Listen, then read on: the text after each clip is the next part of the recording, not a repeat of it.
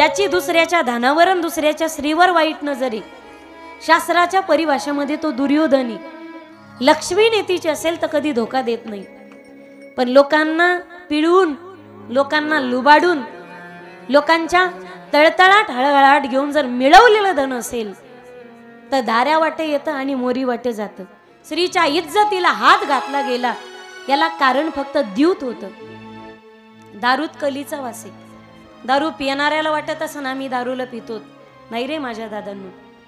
दारू आपकी इज्जत को पीती, दारू शोहरत को पीती, दारू संपत्ति को पीती, दारू आपके पूरे खानदान को पीती.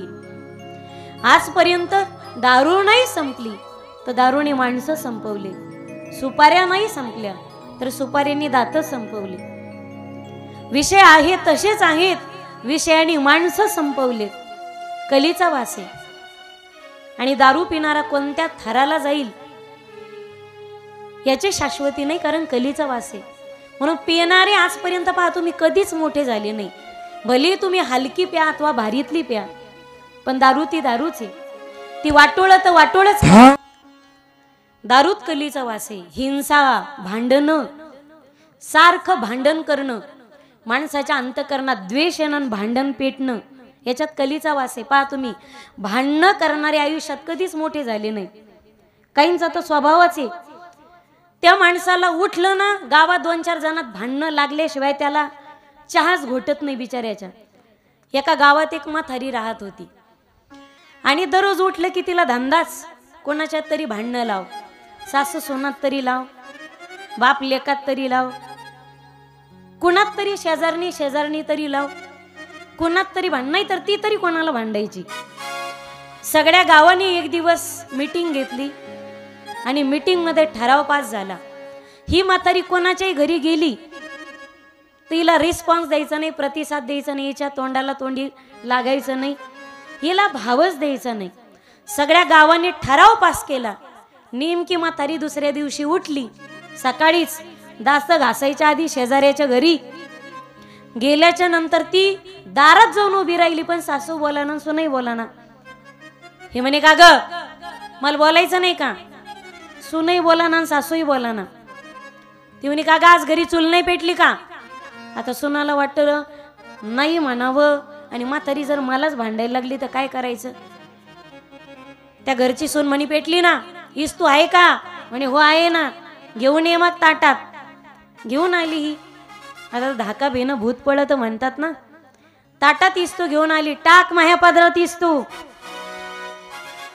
पदरात इस्तू टाकला. पदरात विस्तव टाकल्यावर काय होईल? पदरात विस्तव टाकल्यावर काय होतं? पदर जळाला ना. जिनं विस्तू टाकला तिलाच भांडायला लागली. कशाला टाकला? ती म्हणे तू म्हणली म्हणून टाकला ना. तेव्हापासून म्हण आहे, टाक माया पदरात, टाक माया पदरात. बोला ना ग, बोला बोला बोला. मग मोकळ्या बोला गड्या तुम्ही. घरून काही धाक आहे का तुम्हाला? घरचे काही बोलले का? मोकळ्या बोलत जा.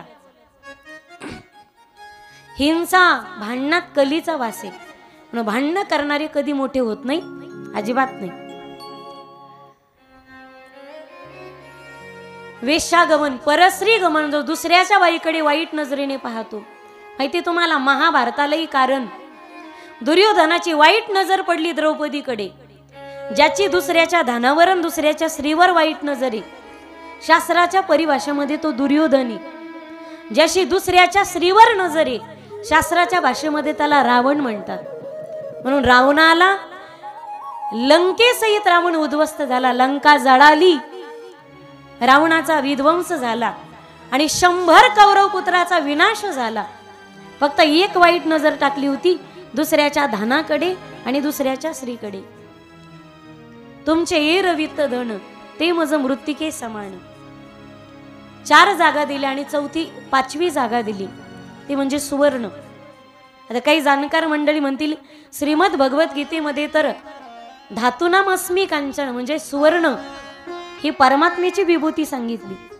मग आता सोन्यामध्ये नेमका देव राहतो का नेमका कली राहतो?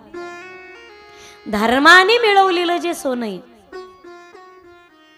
कष्टाने मिळवलेलं जे सोनं आहे आणि स्वतःचा घाम गाळून जे मिळवलेलं सोनं आहे, कमावलेलं सोनं आहे, त्याच्यामध्ये देवाचा वास आहे. आणि दुसऱ्यांना लुबाडून, लोकांचा काटा काढून, लोकांची मुंडकी मोडून जे कमावलेलं धन आहे, जे कमावलेलं सोनं आहे ना, त्याच्यामध्ये कलीचा वास आहे. सोपं बोलू, हुंड्यामध्ये कधी सोनं घ्यायचं नसतं ग हे वरमाया हो. हुंड्यामध्ये सोनं, ते सोनं घरी येतं ग. पण आपल्या खऱ्या सोन्यात आणि आपल्या ताटातूट करतं, मंठ्याला जातं, रूम करून राहतं. 6-6 महिने घरी तोंडच दाखवत नाही. हुंड्यामध्ये घेतलेल्या सोन्यात त्या पुरीच्या बापाच्या पैशाचा तळतळाट असतो.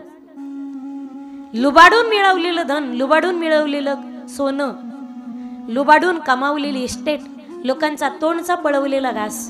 बोलू गोड वाक्य. दिवसभर एवढे कष्ट करा की रात्री सुखाने झोप घेता आली पाहिजे. तारुण्यात एवढे चांगले जगा, म्हातारपण आनंदात गेलं पाहिजे. 4 महिने एवढे कष्ट करा, निदान 8 महिने सुखाने बसून खाता आलं पाहिजे. नाही उभ्या आयुष्यात आळंदी, पंढरपूरची, देहू, नाशिक, त्र्यंबकेश्वरची वारी जमली हरकत नाही. निदान उभ्या आयुष्यात एवढी इमानदारीने जगणं जगा की पुन्हा एकदा या ज्ञानोबा तुकोबाच्या आणि या छत्रपती शिवरायांच्या महाराष्ट्रात आम्हाला जन्म भेटला पाहिजे. इमानदारीचं जगणं. किती पहा तुम्ही उभ्या आयुष्यात आकडे टाकू टाकू मोटरी चालवा, उपारण्याखाली हात घालू घालू म्हशी का, बांध कोरू कोरू इस्टेटी वाढवा. पण एक वाक्य काळजात उतरून घ्या माझ्या दादांनो, हे पाप करताना माणसाला 12 वर्ष काही होत नाही. तुम्ही लुबाडून मिळवलेलं धन असेल, एक तप होईपर्यंत 12 वर्षापर्यंत ना तो व्यक्ती एवढा आनंदात असतो, उड्याच मारतो, आकाशात उड्या असतात त्याच्या. पण 12 वर्ष पूर्ण झाल्याच्या नंतर त्याच्या आयुष्याला उतरती कळा लागू होती. म्हणून ज्याच्या जीवनामध्ये ज्याच्या संपत्तीचा मार्ग चुकला, त्याच्या जीवनामध्ये त्याच्या संततीचा मार्ग चुकणारच. ही काळ्या दगडावरची रेघे. लक्ष्मी नेतीची असेल तर कधी धोका देत नाही. पण लोकांना पिळून, लोकांना लुबाडून, लोकांच्या तळतळाट हळहळाट घेऊन जर मिळवलेलं धन असेल तर धाऱ्या वाटे येतं आणि मोरी वाटे जातं. कलीला जागा दिली सोनं, लुबाडून मिळवलेलं धन. 2-3 महिन्यापूर्वी अशा गावात कीर्तनाला गेलो. 50 वर्षापासून कीर्तन झालं नव्हतं तिथं. अशा गावात माझा बळी देण्यात आला कीर्तनासाठी. कीर्तन चालू झालं बा, पंचपदी झाली, मी रामकृष्णारी सुरुवात केली, माझं नमन झालं, प्रस्तावना मांडू लागली. पण त्या लोकांना ना वळणच नव्हतं कीर्तनात बसायचं. ते धोरणातली गडी पक्की बेधोरणी, जसं म्हणतात येडीला सासरण माहेर सारखंच. ते तिकडं गेलं का हुदडूक हुदडूक, इकडं आलं का हुदडूक हुदडूक, ताळ मिळत नाही कशाचा.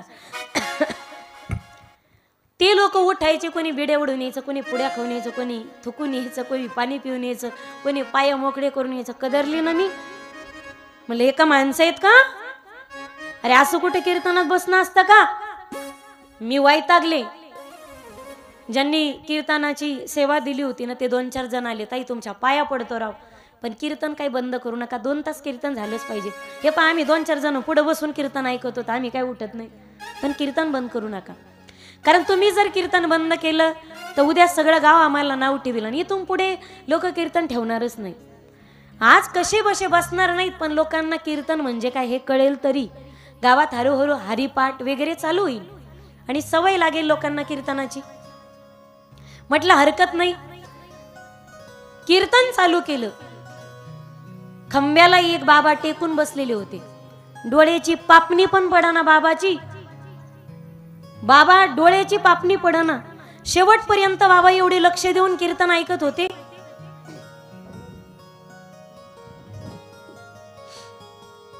म्हटलं काय इमानदार गडी भेटला राव. समोर एक बाबा, डोळ्याची पापणी पण पडाना त्या बाबाची. मी म्हटलं काय इमानदार गडी भेटला राव, अख्ख्या गावात एकच इमानदार. म्हटलं हरकत नाही, जसं शुकाचार्यांना राजा परीक्षित तसा आपल्याला हा माणूस सापडला. अख्खं कीर्तन त्या माणसाकडे पाहून करायचं. बचेंगे तो और लढेंगे, सिर सलामत तो पगडी 50. अख्खं कीर्तन झालं. म्हातार डोळ्याची पापणी पण पडाना ना, म्हातारीची टुळू टुळू बघून म्हातारे कीर्तन ऐकत होतं. कीर्तन झालं, ज्ञानदेव तुकाराम पुंडलिक वर्दे झालं.